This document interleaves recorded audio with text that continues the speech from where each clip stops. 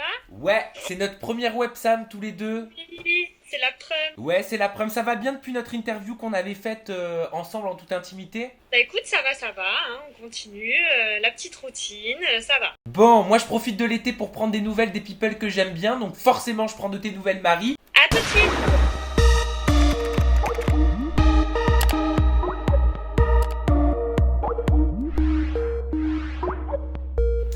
Bon, Marie, alors, est-ce que ça s'est calmé un petit peu? Parce que quand on avait fait notre interview en toute intimité, tu m'avais confié que tu avais énormément de critiques, c'était devenu même un petit peu pesant pour toi. Il y avait eu des commentaires très positifs suite à cette interview. Je voulais savoir si quelques mois après, ça se passait mieux, si tout était rentré dans l'ordre. Ça ne s'est toujours pas calmé. J'ai envie de te dire que c'est encore pire. C'est pas vrai. Je te promets. Mais alors qu'est-ce qui se passe? Qu'est-ce que tu reçois encore?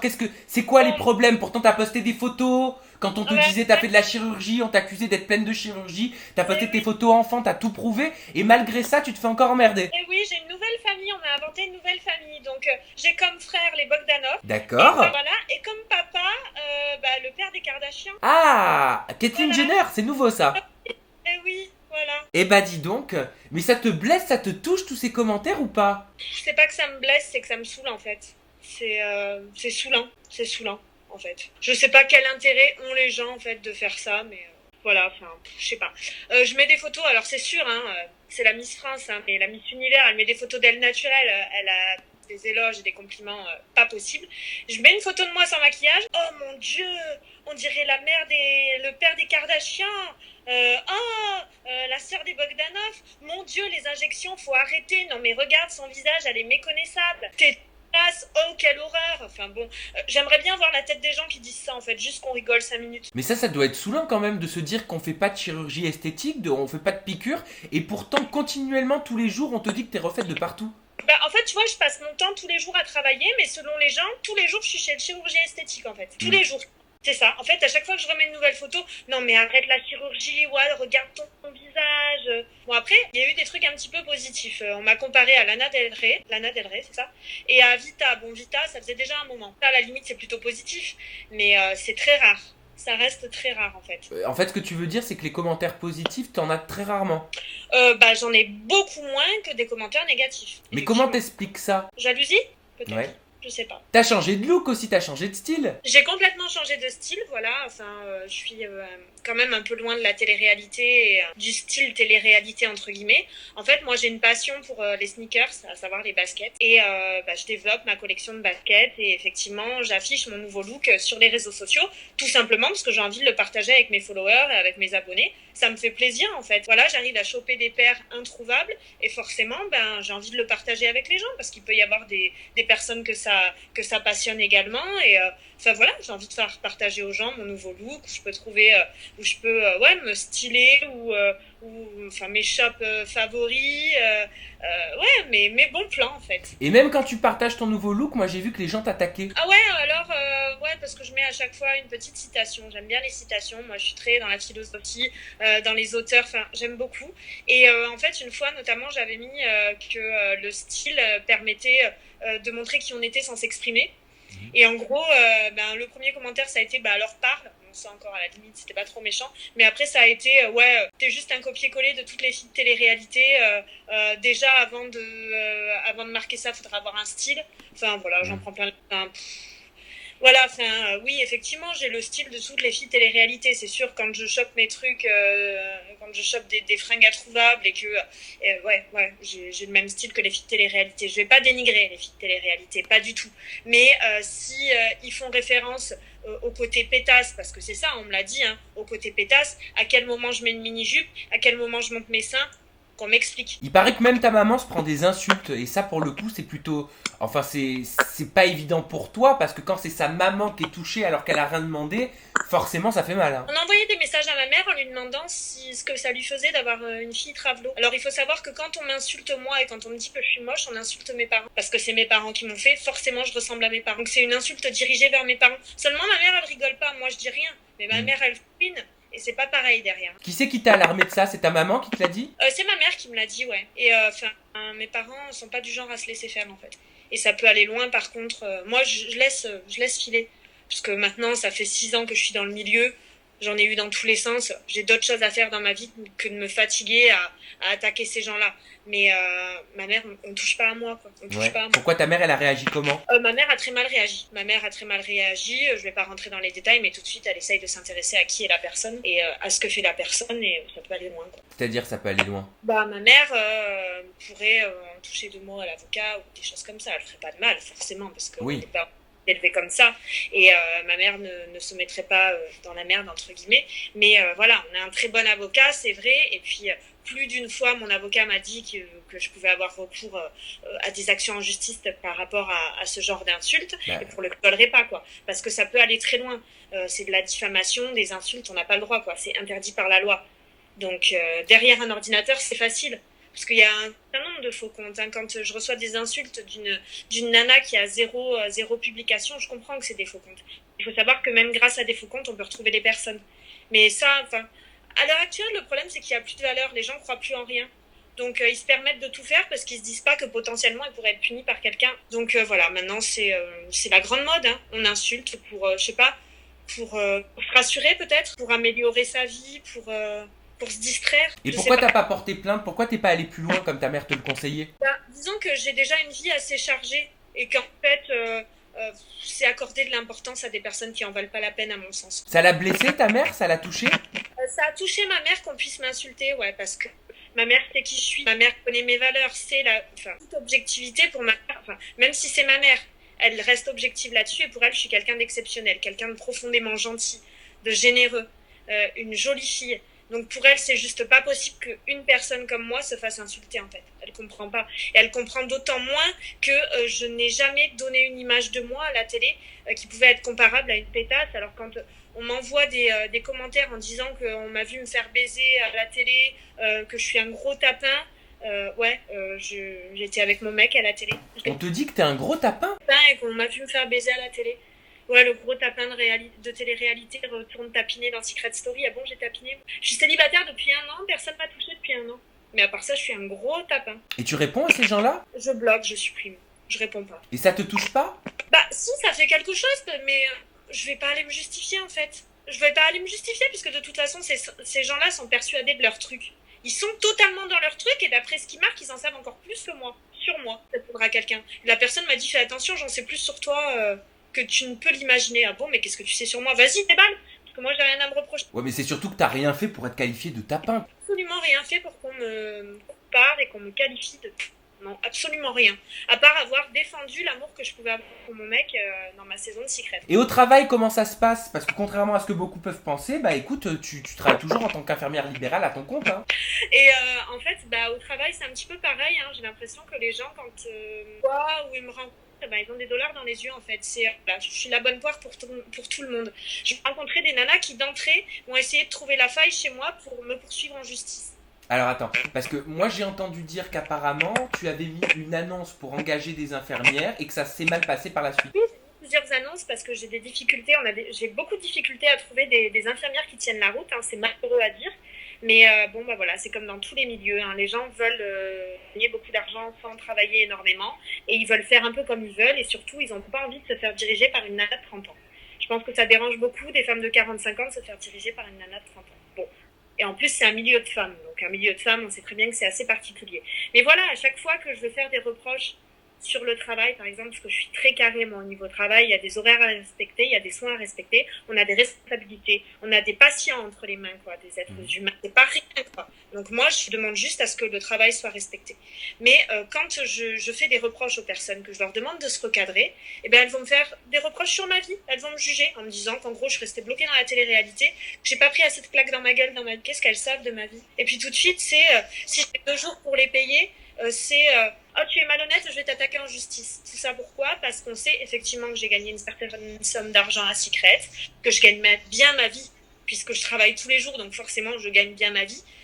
Voilà, et ça va être perpétuellement ça. Des gens qui essayent de me gratter, mais que ce soit dans ma vie perso comme dans ma vie professionnelle, je ne tombe que sur des gratteurs. Mais donc en fait, elles essaient de trouver des failles pour te menacer? C'est pour tout. Les mecs, c'est pareil, je rencontre des mythos qui vont essayer de faire en sorte que je leur prête ma caisse, qui vont la fracasser. Je suis tombée sur un gars au mois de septembre qui m'a fracassé ma caisse, il y en a eu pour 7 000 €. Je lui ai filé 700 € pour commencer les réparations, il a acheté ses cadeaux de Noël avec. Et maintenant, qu'est-ce qu'il dit? Il voudrait vendre des photos de moi à poil en disant que je suis refaite pour rembourser les 700 €. Voilà, mais c'est toujours des trucs comme ça, en fait. Les gens assurent leurs arrières, en fait, en me côtoyant parce qu'ils pensent qu'ils peuvent m'attaquer sur certaines choses ou me faire du chantage par rapport à certaines choses. Comme t'es connu, je peux mal parler de toi et du coup descendre. Il en a des photos de toi nu, cet homme? A priori, je vois pas comment il pourrait avoir des photos de moi nue, à part s'il est venu m'espionner quand je me douchais, étant donné qu'il s'est rien passé avec lui.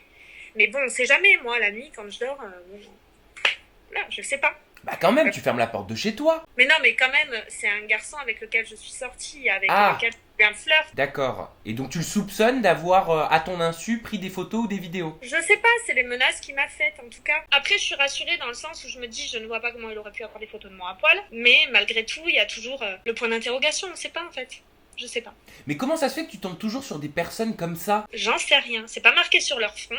Mais en fait, moi, le truc, c'est que à chaque fois que je rencontre des personnes, ils me disent ce que j'ai envie d'entendre. Donc moi, je tombe dans le panneau. Seulement, au bout de quelques mois, on se rend compte que c'est pas ça. Et au premier abord, les gens se présentent toujours bien. C'est comme dans le milieu professionnel, les gens vont se présenter sous leur meilleur angle, leur meilleur profil. Mais comme dans tous les milieux, en fait. Mais je sais pas. Plus que les autres, j'ai tendance à tomber sur des personnes malhonnêtes et tordues, en fait. Ouais. Et la télé-réalité, comment ça se fait que t'es pas au casting de la Villa 3? Parce que ton nom était sorti, tu étais sur la ligne de départ. Je ne sais pas, je sais pas. Je pense que, a priori, il n'y a pas d'anciens de la Villa dans le casting. Donc, est-ce que c'est par rapport à ça? Mais j'avais entendu une rumeur comme quoi TF1 ne voulait pas d'anciens, même si la prod te voulait, apparemment. Oui, la prod me voulait. J'ai de très bons rapports avec AH Productions. C'est une production que j'aime beaucoup. J'aime beaucoup Antoine. Ouais, j'aime beaucoup cette production. Je trouve que voilà, contrairement à d'autres productions, ils sont pas dans le trash. Ils sont pas là pour assassiner les candidats, pour leur donner une mauvaise image. Et non, je les aime bien et je les trouve proches de nous en fait. On n'est pas juste des numéros. Mais t'as été déçu de pas participer à cette émission? J'ai été très déçue de ne pas partir pour la Villa 3, effectivement. Parce que c'est vrai que moi, ma grande problématique, c'est l'amour. La télé-réalité, les émissions trop trash, non, ça va plus parce que je me sentirais pas, je veux pas faire du buzz. Je suis pas le genre de fille à faire du buzz. Donc si on me demande de me mettre en couple, je suis sûre d'arriver à le faire et ça serait pas moi. Et puis me clasher avec les gens pour faire de l'audimat, ça m'intéresse pas non plus. J'ai énormément de valeur et je pense que j'aurais beaucoup de mal à me retrouver avec des filles qui en ont beaucoup moins que moi. Ça serait très très très pesant. Mais effectivement, la Villa 3, voilà, j'aurais eu besoin encore que Lucie s'intéresse à ma problématique et m'aide, me donne des pistes. Parce que réellement, je pense que j'ai une grosse problématique en amour et voilà. Et puis j'en avais besoin là. J'en avais besoin et c'est vrai qu'au dernier moment apprendre qu'on part pas. Ah bah c'est décevant. Et t'as pas été contacté pour les anges? Parce que j'ai eu un écho comme quoi un peu toutes les productions t'avaient démarché. Oui, j'ai été contactée par toutes les productions des émissions qui sont en cours là, actuellement. Donc les princes, Moundir, les anges. Non, alors les princes oui, Mounir j'ai pas été contactée, je pense qu'il fallait être en couple peut-être pour être contactée. J'ai été contactée pour les anges, les vacances des anges.